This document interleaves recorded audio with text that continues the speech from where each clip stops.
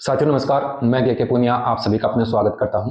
प्यारे साथियों, आज के इस छोटे से सेशन में जूनियर अकाउंटेंट से रिलेटेड 3-4 महत्वपूर्ण बिंदु हैं, उन पर अपनी चर्चा करने वाले हैं। जैसा कि आप लोग जानते हो, आप लोगों का अंतिम परिणाम जो है वो जारी हो चुका है और जिन अभ्यर्थियों का यहाँ पर अंतिम रूप से चयन हुआ है उनको मेरी तरफ से बहुत बहुत शुभकामनाएं। और जिन कैंडिडेट का किन्हीं कारणों से नहीं हो पाया है तो आने वाले समय में काफी भर्तियां आप लोगों के पास हैं। किसी एक फील्ड में अच्छे से तैयारी कीजिए। आप लोगों की पहले भी तैयारी रही है तो उस फील्ड में आपको जरूर सफलता मिलेगी। आज के सेशन में मैं परिणाम के बारे में नहीं बता रहा हूं। आप लोगों के द्वारा जो 3-4 महत्वपूर्ण बातें पूछी गई थी उन्हीं को आज के सेशन में शामिल किया है। एक तो जो बचे हुए 480 के आसपास पद हैं उन पर परिणाम कब तक जारी हो सकता है, नियुक्ति प्रक्रिया आप लोगों की कब तक जारी हो सकती है, और एमई कैटेगरी के जो उम्मीदवार हैं उनके कई उम्मीदवारों का ये मानना है कि हमारा कट ऑफ से अधिक अंक थे फिर भी हमारा सिलेक्शन यहाँ पर नहीं हुआ। तो ये 4-5 महत्वपूर्ण बिंदु आज के सेशन में शामिल करने वाले हैं। आज के सेशन में मां सरस्वती की फोटो मैंने यहाँ पर इसलिए लगा रखी है क्योंकि इस डिजिटल पैनल पर ये मेरी पहली क्लास है और मैं चाहता हूँ कि मां सरस्वती का आशीर्वाद आप लोगों पर भी हमेशा बना रहे। देख लेते हैं कुछ महत्वपूर्ण चीजों को। ये जो परिणाम जारी हुआ वो है, परिणाम बताने की आवश्यकता नहीं है। 4527 पदों, थोड़ा सा मोटी मोटी बातें मैं आप लोगों को बता देता हूँ। 4527 ये है एवं अनुसूचित क्षेत्र के 222, कुल 4749 पद जो है ये जीआरए के। उसके बाद तहसील राजस्व लेखाकार के गैर अनुसूचित क्षेत्र के 154 पदों पर अंतिम परिणाम जो है वो जारी कर दिया गया है और इसकी सूची जो है वो निदेशक कोष एवं लेखा राजस्व जयपुर को एवं तहसील राजस्व लेखाकार के पद पर अंतिम चयनित अभ्यर्थियों की सूची निबंधक राजस्व मंडल को यहाँ पर भेज दी गई है। ये बातें आप लोगों ने देख ली थी। कट ऑफ आप लोगों ने अच्छे से देख ली है। सामान्य की जो कट ऑफ है वो 676.8840 यहाँ पर रही थी। अब कुछ चीजें मैं यहाँ पर आप लोगों को बताना चाहूंगा, वो पॉइंट वाइज अपने यहाँ पर देख लेते हैं। जो काम की चीजें हैं उन्हीं पर चर्चा कर लेते हैं, बाकी चीजें आप लोगों ने देख ली हैं। सबसे पहले जो परिणाम है वो अभी भी ये है कि 480 पदों पर परिणाम शेष है। 480 प्लस पदों पर परिणाम जो है वो अभी आना बाकी है। ठीक है, तो ये शेष परिणाम कब तक जारी हो सकता है इसके संबंध में बात कर लेते हैं पहले। फिर कल 19 तारीख को एक और नोटिस भी जारी हुआ है, उसको लेकर भी बच्चों के मन में कंफ्यूजन है कि वो क्या है कि डॉक्यूमेंट चेक होंगे, क्या होगा, वो दूसरी टाइप से है। अब सबसे पहले क्या ये प्रतीक्षा सूची होगी? देखिए, ये कोई प्रतीक्षा सूची जारी नहीं होगी। इसमें जो रिक्त रहे जो 480 पद हैं इसमें से आप ये मान के चलो कि 350 के आसपास तो इसमें वो कैंडिडेट शामिल हैं जो कि कट ऑफ में पहले से शामिल हो चुके हैं। यानी 300 क्या या 300 या 350 अभ्यर्थी ऐसे इसमें होंगे जो अभी आप लोगों की कट ऑफ जारी हुई उसके बराबर उनके अंक हैं।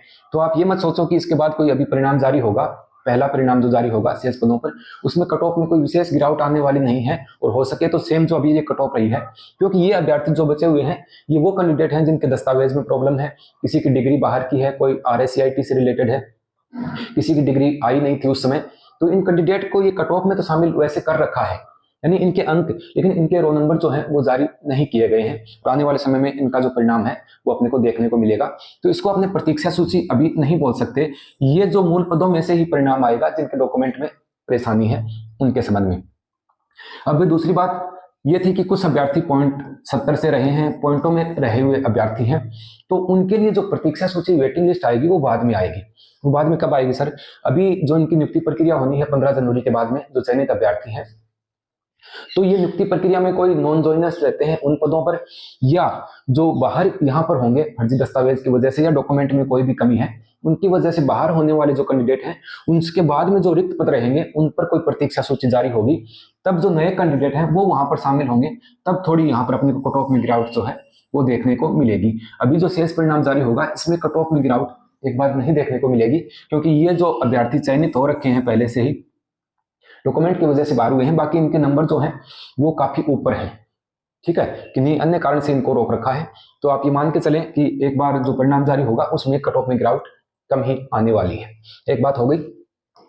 उसके बाद में कई अभ्यर्थियों का मानना यह है कि हमारे सर कट ऑफ से ज्यादा नंबर थे, कट ऑफ से अंक अधिक थे सर हमारे, फिर भी हमारा यहाँ पर अंतिम रूप से चयन सूची में रोल नंबर जो है वो मेंशन नहीं किया गया।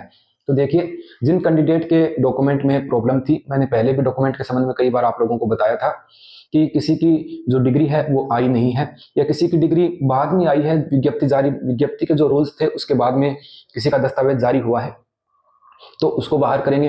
RACIT वाले कई कैंडिडेट हैं, वो भी यहाँ पर बाहर हो सकते हैं। और किन्हीं अभ्यर्थियों की डिग्री अगर अदर स्टेट की है तो उनको भी एक बार रोका गया है, और कोई फर्जी दस्तावेज मिलता है तो उसकी वजह से उनको बाहर भी यहाँ पर किया जा सकता है।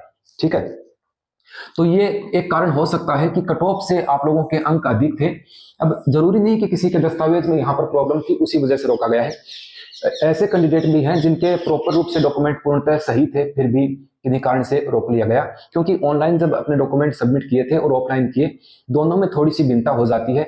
इस वजह से उनको कहीं ना कहीं शंका होती है। इस वजह से एक बार परिणाम जो है, वो रोल नंबर जो है वो इसमें आप लोगों के मेंशन नहीं किए गए होंगे।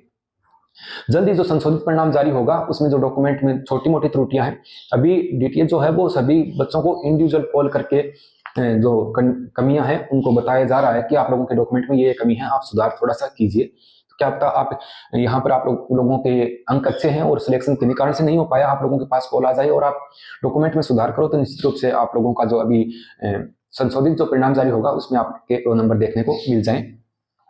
अब इसके बाद में सर जो चयनित हुए अभ्यर्थी हैं उनकी नियुक्ति प्रक्रिया कब तक हो सकती है? देखिए, नियुक्ति प्रक्रिया जो है वो आप ये मान के चलो कि जनवरी माह के अंत तक तो हो ही जाएगी। जनवरी माह के अंत तक, कहने को तो अभ्यर्थी ये कह रहे हैं कि 15 जनवरी तक। देखिए, इसमें थोड़ा सा डिले इसलिए हो जाता है क्योंकि अभी आप लोगों का पुलिस वेरिफिकेशन जो है वो DTA खुद करवाता है। तो जो आपने वहां पर स्क्रूटनी फॉर्म भरा था उसमें अपने अटेस्टेशन फॉर्म जो था उसमें अपनी डिटेल भरी गई थी थाना वगैरह की, तो वो फॉर्म जो है वो संबंधित आपका जो थाना लगता है उसमें DTA उसकी जानकारी भेजेगा, और वहां का जो बीट कांस्टेबल आपके एरिया का है, आपके गांव या कस्बे जो आपके वार्ड में लगता है, जिसके अंडर में आपका वार्ड या गांव आता है, तो वो बीट कांस्टेबल उस नाम से आप लोगों को या तो वो थाने में कॉल के माध्यम से बुला लेंगे या आपके घर पे भी आ सकते हैं। तो पुलिस वेरिफिकेशन DTA अगर खुद करवाता है तो इसमें थोड़ा सा टाइम यहाँ पर लग जाता है। ठीक है, तो आप ये मान के चलो कि जनवरी माह के अंत तक आप लोगों की जो ज्वाइनिंग है ये कंप्लीट हो जाए, और क्या पता 2-3 खंडों में बांट के आप लोगों को ज्वाइन करवा दिया जाए, भी शुरुआती 1500 को, फिर 1500 को, इस हिसाब से भी कई बार करवा देते हैं। तो अब अंतिम रूप से चयन हुआ है तो ज्वाइन तो आप लोगों को करना ही है, तो इसमें कोई प्रॉब्लम वाली बात नहीं है।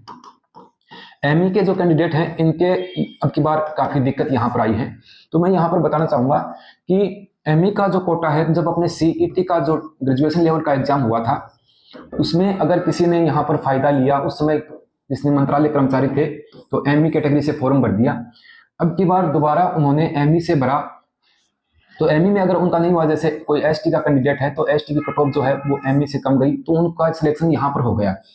तो ये एक तरह की कंट्रोवर्सी यहाँ पर इस हिसाब से हो रही है कि CET में भी पहले रूल्स ये था कि आप किसी आरक्षण का फायदा एक बार ही ले सकते हो, प्री पेपर में CET में आपने ले लिया, उसके बाद में अब यहाँ पर ME की कट ऑफ जो है वो ज्यादा चली गई और ST की कट ऑफ जो है वो कम रही, तो ये जो अभ्यर्थी हैं ये इसमें शामिल हो गए हैं। ठीक है, तो इस हिसाब से ये सिस्टम आप लोगों का है, आपने काफी अच्छे से इस चीज को समझ लिया होगा। अब इसमें यह भी हो सकता है कि मंत्रालय कर्मचारियों की जो सूची होती है कि कौन कौन से कर्मचारी जो हैं वो मंत्रालय कर्मचारी के अंतर्गत माने जाएंगे, तो कई अभ्यर्थी ऐसे हैं जो अदर डिपार्टमेंट में थे लेकिन उन्होंने ME कैटेगरी से ही फॉर्म फिल कर दिया। ठीक है, तो वो अब चीजें, अब देखो 19 तारीख को कल एक नोटिस जारी हुआ था इसके संबंध में, तो उसमें ये कहा गया है कि जो दस्तावेज है उसका मिलान किया जाएगा। तब बच्चों को ये लगता है कि दोबारा से डॉक्यूमेंट वेरिफिकेशन होगा क्या जिन अभ्यर्थियों का। देखिए, दोबारा से डॉक्यूमेंट वेरिफिकेशन का वो नोटिस नहीं है, अगर मेरे पास यहाँ पर है नहीं, शायद मैं आप लोगों को दिखाता होगा तो मैं आपको दिखाने का प्रयास करता हूँ, है नहीं मेरे पास वो यहाँ पर। तो उसमें ये कहा गया है कि जो आपने ऑनलाइन जो डाटा फीड किया था और जो आपने ऑफलाइन डाटा प्रस्तुत किया, दोनों में समानता देखी जाएगी, दोनों में कोई भिन्नता तो नहीं है। कहीं आपने ऑनलाइन जो फॉर्म भरा उसमें और ही कोई तथ्य वहां पर बताए हैं और जबकि डॉक्यूमेंट ओरिजिनल डॉक्यूमेंट है उसमें कुछ और है। तो उसके मिलान के लिए उस टीम का गठन किया गया है, वो इस चीज को देखेंगे कि जो ऑनलाइन दस्तावेज सबमिट किए गए हैं और जो ऑफलाइन दस्तावेज अभ्यर्थी के द्वारा प्रस्तुत किए गए हैं, दोनों में भिन्नता नहीं होनी चाहिए, दोनों में समानता होनी चाहिए। ठीक है, तो इस हिसाब से ये यहाँ पर वो नोटिस जारी हुआ है। तो उसके बाद में एक और चीज थी, मेडिकल सर हम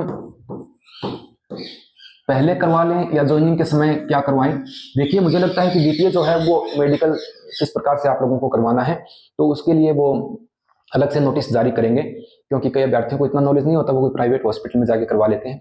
सरकारी जो चिकित्सालय होता है जिला मुख्यालय पर, उसमें अपने को बनवा करके ले जाना है अच्छे से और वो वहां पर प्रस्तुत करना है। इसके संबंध में भी DTA अलग से सूचना आप लोगों को दे देगा। और कोई जानकारी आप लोग चाहते हैं तो कमेंट कर दीजिएगा। बेसिक सी जानकारी जो आप लोगों के द्वारा पूछी गई थी उन्हीं को मैंने आज के इस सेशन में शामिल किया है। मिलते हैं किसी नेक्स्ट सेशन में नई जानकारी के साथ, तब तक के लिए नमस्कार, जय हिंद।